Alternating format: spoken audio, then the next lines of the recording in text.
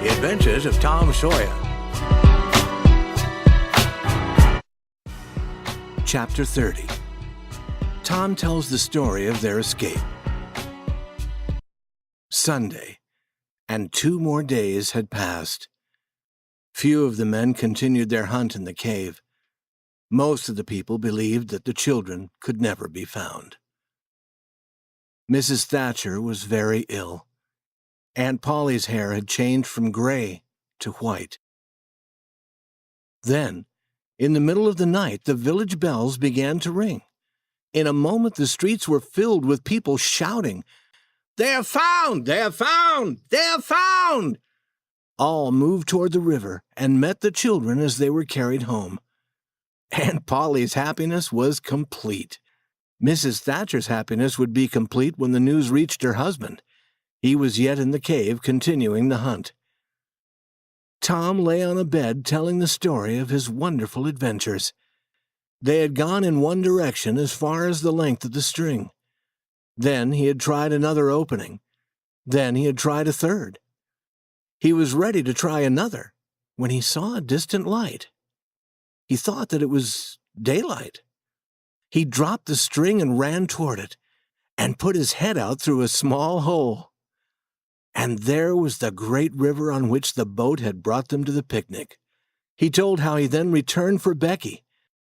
She did not believe him. She told him to let her die. But after a while she went with him. When she saw the daylight, she almost died of joy. He told how he got himself through the hole and then helped her. They saw some men in a boat and shouted. At first the men didn't believe their wild story, because, the men said, "You are 5 miles south of the door of the cave." But they believed the children after a while, and took them to a house where they were given food and allowed to rest before being taken home. It was several days before Tom and Becky were strong again. Tom learned of Huck's sickness and went to visit him. Mrs. Douglas would not let Tom talk about his adventures because Huck was not strong enough to listen. Also, she would not let the boys talk about what had happened at her house on Cardiff Hill. Tom learned about that at home. He heard also that the other man, who had been with Indian Joe, had been found in the river. He had drowned while trying to escape. About 2 weeks later, Tom visited Becky at home. Judge Thatcher and some friends were there. They asked Tom if he wished to go into the cave again. Tom said yes.